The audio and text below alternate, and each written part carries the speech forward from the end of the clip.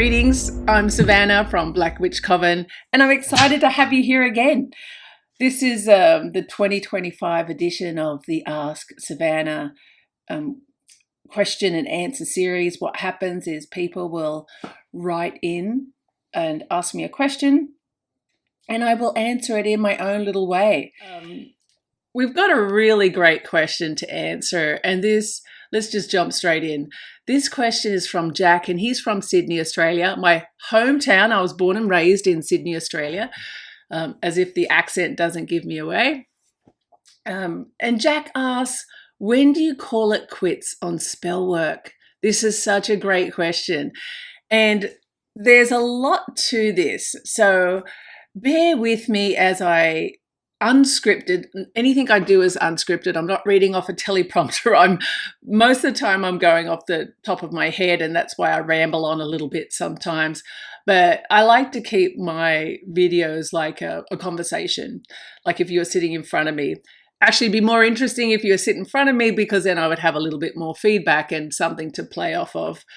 But here we are, and I can just talk to you like this, okay? So I have taken some notes about this, some very scratchy little notes, because I've based this on, of course, my own spellcasting experience and what I tell my clients. And then there's general advice, good spiritual practices when it comes to witchcraft, magic, occultism, when to call it quits, okay? So let's start with the number one reason, and that is when you have a lack of clear intention. When your petition isn't clear. So no matter what spell that you cast, in my opinion, the petition should be really tight. I like to say it needs to be a single sentence. Now, it's fine to give me the backstory. I love a good backstory. It helps me understand what is going on behind the scenes. It helps me, especially if it's a tough spell, like if it's a breakup spell or something that's really like I've got to manipulate somebody else's free will, it's important for me to understand why you're passionate about what you're doing and why you're wanting me to do it, because I have to build up my energy and have the knowledge and the passion that you have. And it'll never be the same as your passion. It's never the same as if you've cast your own spell. No one can be more passionate about the subject matter than you. But I have to have that passion. And so it's great to have the background on that. But what it comes down to is that clear intention, that one petition, that one liner of what it needs to be. So with us, if we find that a client is a little confused with how to put that together, we will help sometimes. We won't write the petition for the client, but we will help guide that client into understanding their own needs for that spell, because when you cast a spell, the intention has to be congruent with the emotion, the feeling. It all has to come into an alignment. So yeah, so spells that are kind of vague, unfocused energy, it can lead to very ineffective magic. So let me give you an example. Say you ordered a spell, or you're doing a spell where you are breaking up your ex-partner, ex-boyfriend, girlfriend with their current partner. And the next part of that request is that you want them to come back to you. So especially if you're submitting that over to a spellcaster, you put that over there. But in your head, really, you're not quite sure whether or not you want that person back. You're kind of realizing the reasons why you broke up with them. You're seeing perhaps the way they're acting and you really don't like it. Maybe you're just lonely and you want to get back with them for other reasons. Or maybe it's just that revenge motive, like you want to get back with them just to dump them again. And I really don't kind of believe that when people say that as well, because that's a whole lot of effort just to dump them again. Move on. But the point is that if you're not sure you want to get back with them, what you're doing is really saying over to the spiritual world, you make up the mind. If they come back, good, and then I'll deal with it. But if not, whatever. That's not going to work. What you need to do is be very clear about your intention. I like to think of it this way, like, why would you waste the spiritual world's time? They know it anyways, but they're going to want you to really ask for it and put it forward. The problem is, if you're paying someone to do that, then you'll say to the spellcaster, well, they came back and we broke up immediately. Well, that's still a successful spell. The person came back. The spellcaster isn't responsible for how you act in your relationship. But the point is, maybe they don't come back to you at all, but really you didn't want them back. So it wasn't a clear intention. So the point is, have a very clear, solid intention if you expect your spells to work. If you're practicing, that's a different thing. Just go for it, see what happens, what you ask for and it manifests versus you're half asked about and it doesn't really manifest. Take notes, as you should also always take notes, especially when you're beginning in magic for multiple reasons. Take some notes, and that way you save time in the future. You're learning a lesson and you realize without a clear intention, your spell's not going to work. Let's look at the next reason. I spoke about this last week, and that is having a strong will, having a strong free will. And why, for example, casting a spell on someone with a strong will probably won't work. So the third reason why spells fail and you should just give up is that if you lack the energy.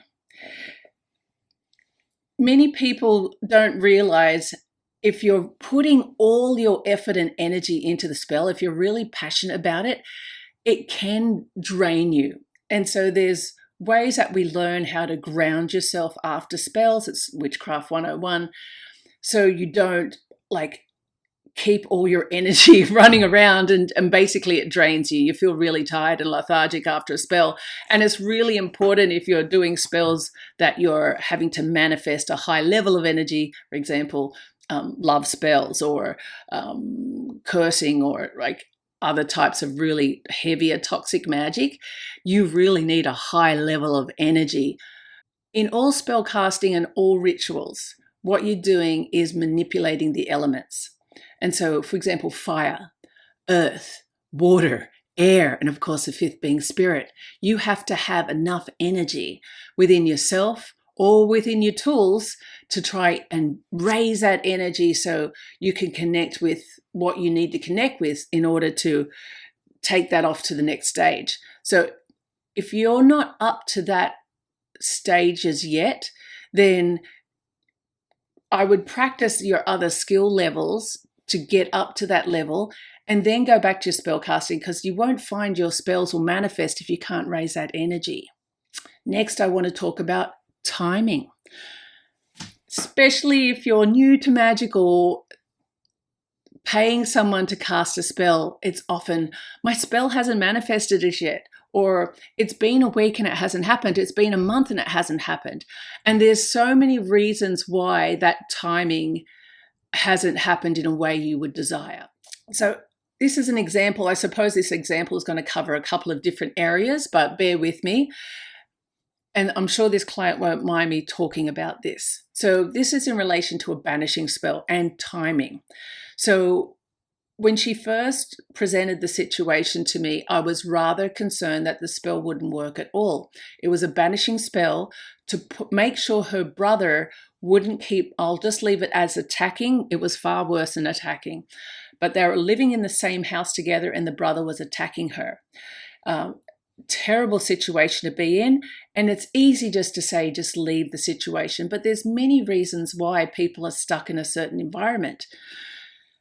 So I said, let's cast the spell just once. Because, for example, on our website, and I'm not pitching our website, I'm just telling you what we do.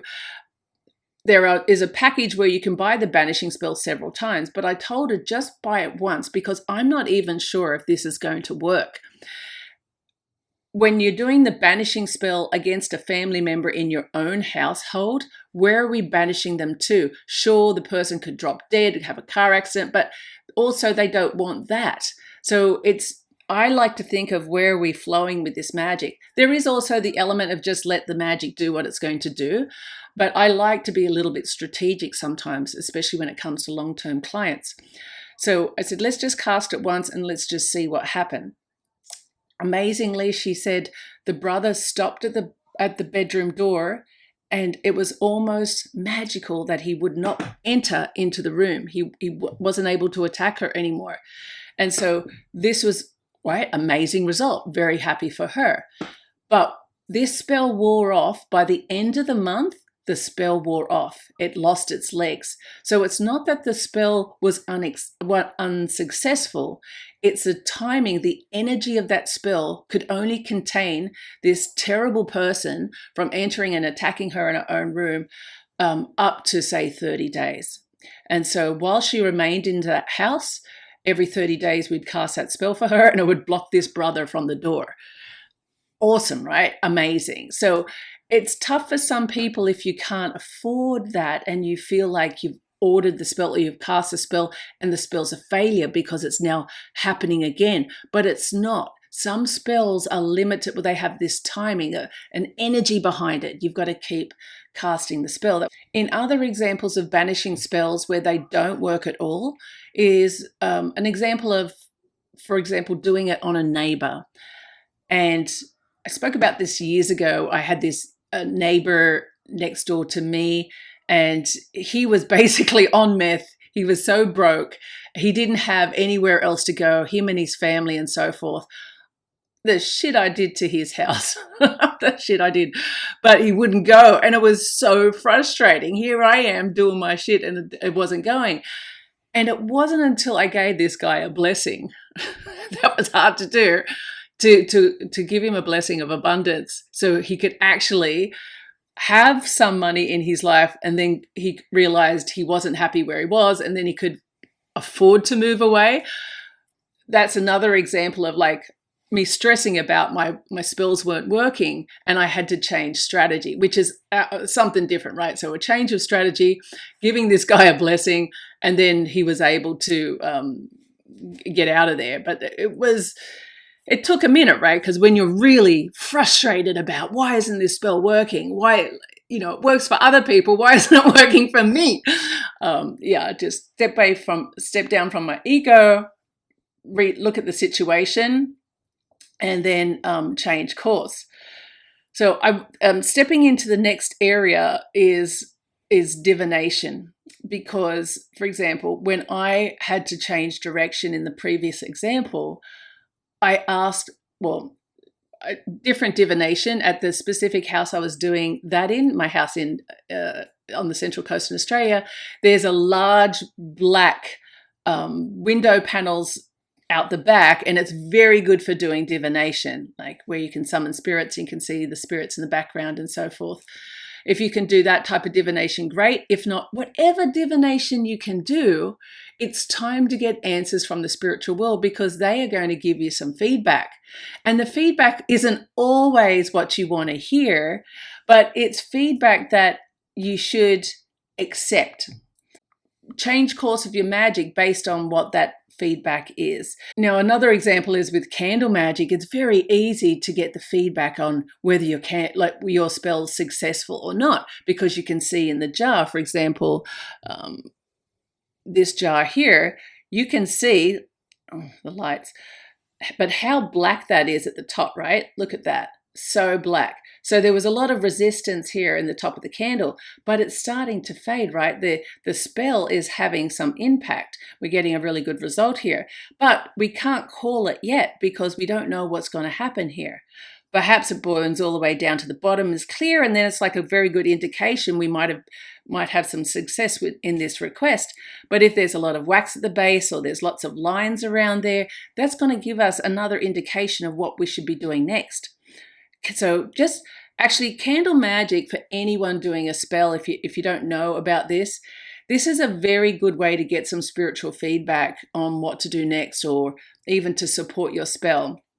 If you can't do divination, consider burning a candle and then reading the signs of the jar, because it is a very clear way to know what to do next. So Lady Hannah is one of the admins in our group. She's also a coven member. And I said to her, look, is there something you want to is there something you want me to share on the video? And she said, she spoke about one client, which I'm going to give an example of in a second. And she said, when the candles keep exploding, you're getting a very big no spiritually. So there's one client, and I'll say Mr. F, he knows who he is, orders a lot of candles, freestanding candles, jar candles. And it's very interesting, such a consistent feedback when he orders certain candles for certain things versus certain candles for other things. And because he orders so many candles, it's such a consistent message. I was going to say what it was, but I won't say what it was. But basically, if he wants this girl to do something on a specific app, or orders a spell with anything to do with this app, the candles either don't light, or they explode, or it's something really dramatic. And I call him my problem client because I don't like exploding candles. It's not fun. It can be dangerous. If I leave the temple room and there's candles burning and it's one of his candles, I'm just like, oh shit, like what's going to happen now? It can be a problem. And so my job is to be honest about that feedback with the client and say, listen, you've got to change the petition.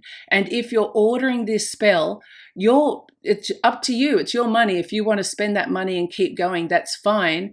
But I'm telling you honestly, I don't think you should continue down this route. But it's up to the person what they want to do.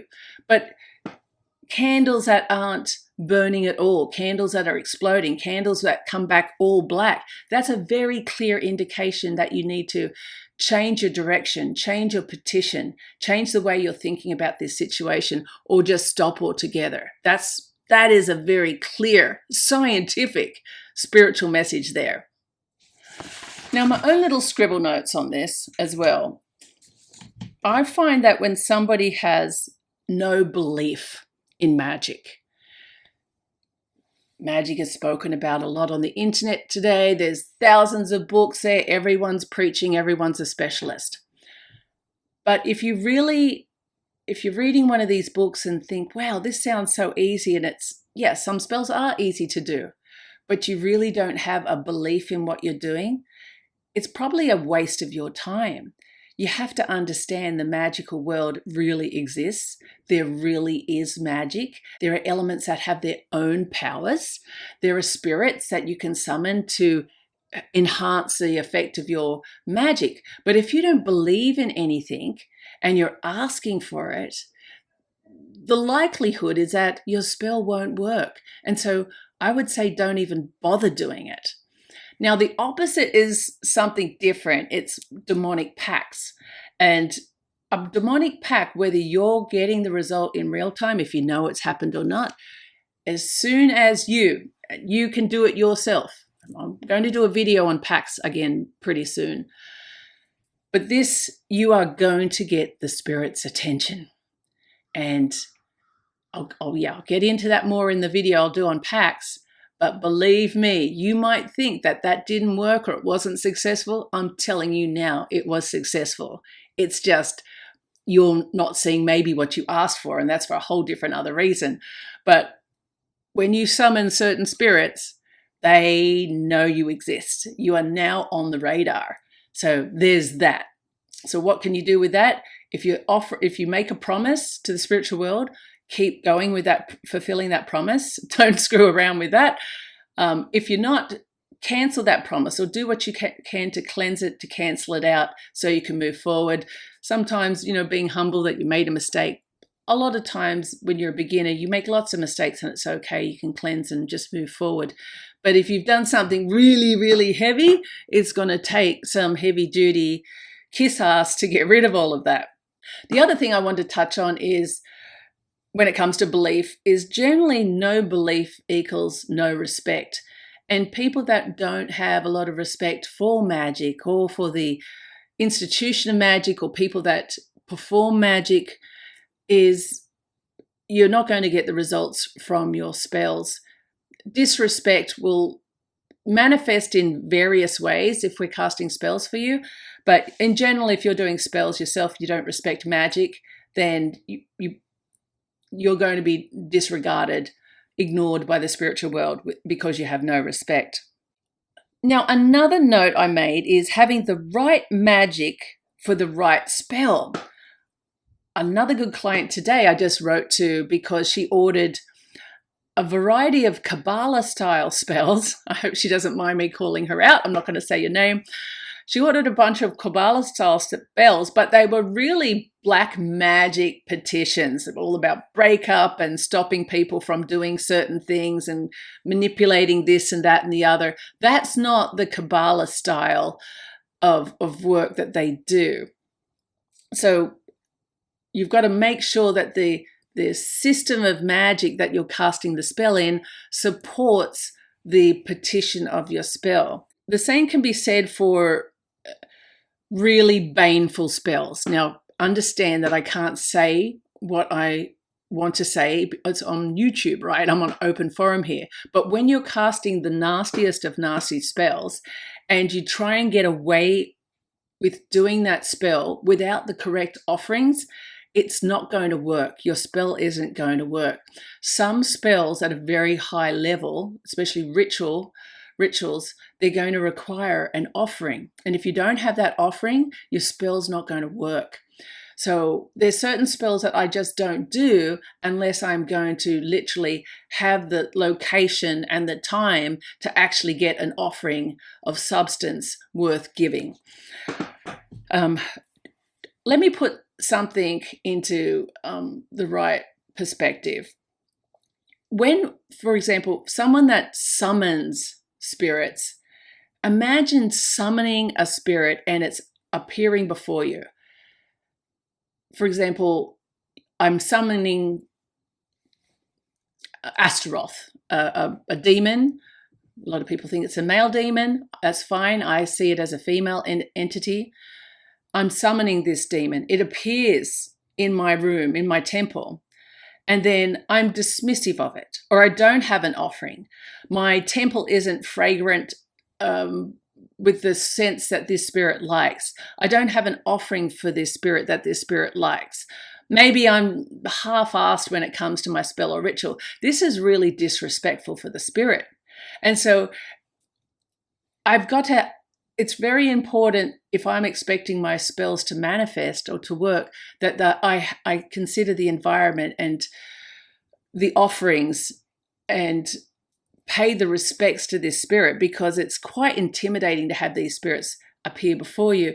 It's very important to have all of that in alignment, but also most important is to have the right spell or the right ritual for that right spirit.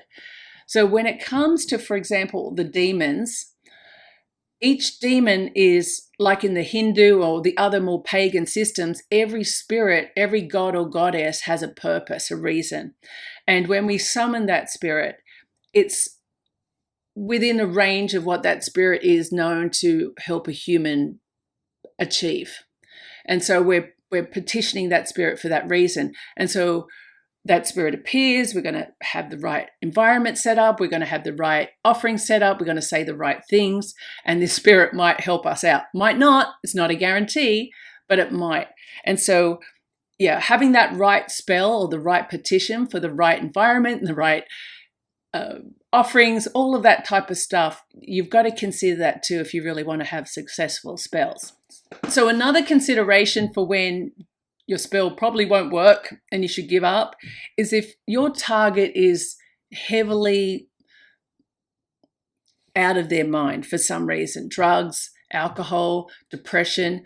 Depending on the type of spell you're going to cast, you're going to have limited results.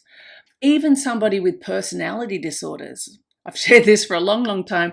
I feel like people with personality disorders, like high-level narcissism, you could manipulate them for a short period of time, but the long-term effects of that is going to be iffy, if at all. So you're going to have to cast again and again and maybe layer your approach when it comes to somebody like that. The same if somebody is like schizophrenic or has some other mental health issue. it might be very hard for them to achieve certain goals. If you're hoping for them to get a job or hoping for them to do something else that's going to benefit their lives, they've got other limitations. So it doesn't matter how much magic you do on them, they're going to be like physically limited by the mundane world as to what they can achieve. So that's when you really should just give up on that type of spell that you're going to do. Good to practice on them, perhaps, but don't be too hard on yourself if you don't get the result you want. I hope this is interesting. Oh, I didn't know I was going to talk for so long. I've got a couple more notes here, okay? So these are more examples because I'm thinking about historically when I've told people to give up. Now, love spells for gay men, gay love spells, because this is such a solid example. When somebody is bi or you're trying to change a straight guy and you're doing spells on them to try and get them even softly to be manipulated, I have seen spells backfire greatly. So a couple of things. This goes against what I've said previously, where it's against their free will. If a guy is so straight that they're not at all interested in another man, it's in their constitution, it's how their DNA, there's no amount of spell casting you can do to manipulate him. You might have some level of softness for some personality types, and I would say that person would already be kind of interested or inclined in some way. That's why the spell had some level of success, but it's very hard to turn a straight man gay.